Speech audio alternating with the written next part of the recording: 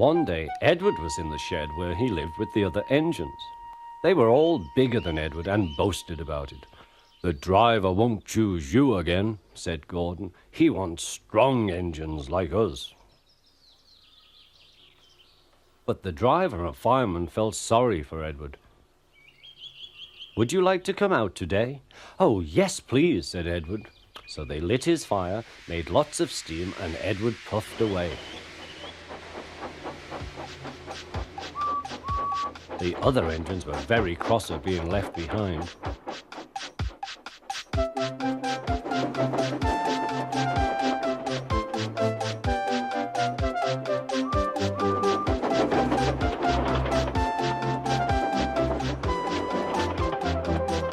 Edward worked hard all day.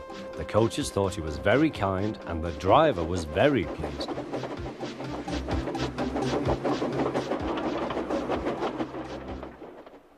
"I'm going out again tomorrow," Edward told the other engines that night. "What do you think of that?"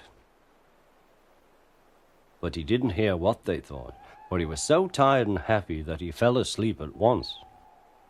Next morning, Edward woke up to find nothing had changed. Gordon was still boasting. "You watch me, little Edward, as I rush through with the express. That will be a splendid sight for you. Goodbye, little Edward. Look out for me this afternoon."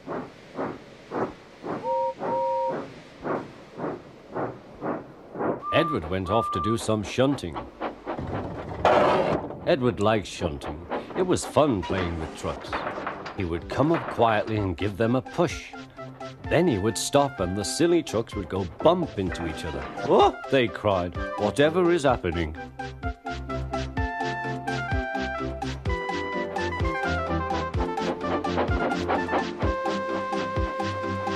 Edward played till there were no more trucks. Then he stopped to rest. Presently he heard a whistle. Gordon was very cross. Instead of nice shining coaches, he was pulling a lot of very dirty trucks. "A goods train, a goods train, a goods train," he grumbled. "The shame of it, the shame of it, oh, the shame of it." Edward laughed and went to find some more trucks. Then there was trouble. "Gordon can't get up the hill," the porter called to Edward's driver. "Will you take Edward and push him, please?" They found Gordon halfway up and very cross. His driver and fireman were talking to him severely. "You're not trying." "I can't do it," said Gordon. "The noisy trucks hold an engine back so." Edward's driver came up.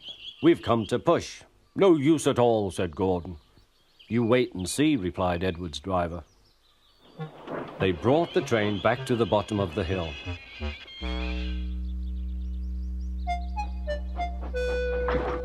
"I'm ready," said Edward. "No good," grumbled Gordon.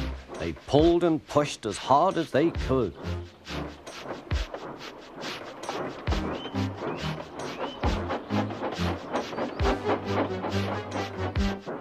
"I can't do it, I can't do it, I can't do it," puffed Gordon.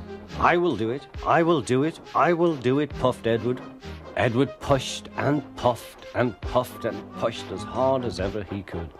And almost before he realized it, Gordon found himself at the top of the hill. "I've done it, I've done it, I've done it," he said proudly. He forgot all about Edward and didn't wait to say thank you. Edward was left out of breath and far behind. He ran on to the next station, and there he found that the driver and fireman were very pleased with him. The fireman gave him a nice long drink, and the driver said, "I'll get out my paint tomorrow and give you a beautiful coat of blue with red stripes. Then you will be the smartest engine in the shed."